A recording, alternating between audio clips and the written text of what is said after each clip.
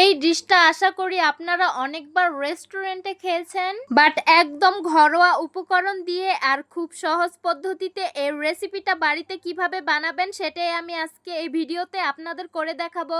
আসসালামু আলাইকুম বন্ধুরা, সবাইকে সিস্টার্স কিচেনে স্বাগতম। আবার একটি নতুন ভিডিও নিয়ে আপনাদের মাঝে চলে এসেছি। আর আজকের আমাদের রেসিপি চিকেন দো পেঁয়াজা, তো দেখতে থাকুন। প্রথমেই আমি এখানে চিকেনগুলো ম্যারিনেট করে নিব। তার জন্য চিকেনগুলো সুন্দর করে ধুয়ে নিয়েছি। পরিমাণ মতো লবণ দিয়ে দিলাম, পরিমাণ মতো হলুদ মরিচের গুঁড়ো দিয়ে দিব, সামান্য সাদা তেল দিয়ে সুন্দর করে এগুলোকে ম্যারিনেট করে নিতে হবে। তারপর আধা ঘন্টার জন্য রেস্টে রেখে দিব। প্রথমেই চুলায় একটা নন স্টিকের প্যান বসিয়ে দিয়েছি। তারপর পরিমাণ মতো সয়াবিন তেল দিয়ে দিব। ফোড়ন হিসেবে লাগছে গরম মশলা, এলাচ আর জিরা। তারপর সুন্দর করে এটাকে ভেজে নিব। পরিমাণ মতন পেঁয়াজ কুচি দিয়ে দিব। তারপর সুন্দরভাবে নেড়ে মিশিয়ে নিতে হবে। পেঁয়াজগুলো আমি হালকা ব্রাউন কালার করে নিয়েছি। এখন সামান্য আদা রসুন বাটা দিয়ে হালকা ভেজে নিতে হবে। তারপর এখানে দিয়ে দিব হলুদ, মরিচ, ধনিয়া গুঁড়ো একসাথে মিলানো ছিল সেটাই। 1 চামচ জিরা গুঁড়ো দিয়ে দিব। তারপর সব উপকরণগুলো সুন্দর করে ভেজে নিব। ঝালের জন্য এখানে দিয়ে দিব কাঁচামরিচ কুচি। তারপর এটাকে সুন্দরভাবে ভেজে নিব।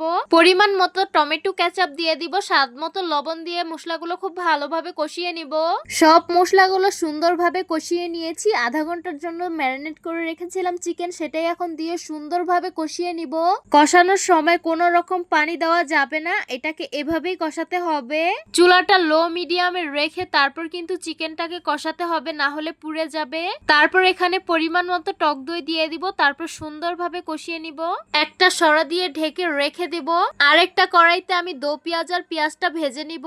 তার জন্য কড়াইতে দিয়েছিলাম 2 চামচ বাটার। আপনারা চাইলে ঘিও দিতে পারেন, আবার তেল দিয়েও করতে পারেন। 4-5টা শুকনো মরিচ দিয়ে দিব।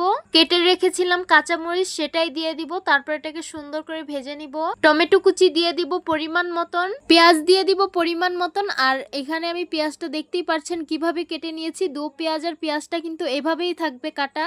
আর এই সব উপকরণগুলো আমি হালকা করে ভেজে নিব। পেঁয়াজগুলো ভেজে নিয়েছি, সেগুলো এখন চিকেনে দিয়ে সুন্দর করে নেড়ে মিশিয়ে নিব। তারপর পরিমাণ মতো পানি দিয়ে দিব। তারপর সুন্দর করে নেড়ে একটা সরা দিয়ে ঢেকে দিব। তারপর বলক আসার অপেক্ষায় থাকবো। তো দেখতেই পাচ্ছেন আমাদের তরকারিটা বলক এসে পড়েছে। এখন সুন্দর করে নেড়ে নিব। তো দেখতেই পাচ্ছেন আমাদের তরকারিটা হয়ে গেছে। এখন উপর দিয়ে বিলাতি ধনিয়া পাতা কুচি দিয়ে দিব। তারপর নামিয়ে পরিবেশন করে নিব। এই তো গরম গরম চিকেন দো পেঁয়াজা পরিবেশন করে নিলাম। দেখতে খুবই লোভনীয় লাগছে আর খেতে কিন্তু খুবই সুস্বাদু হয়েছে।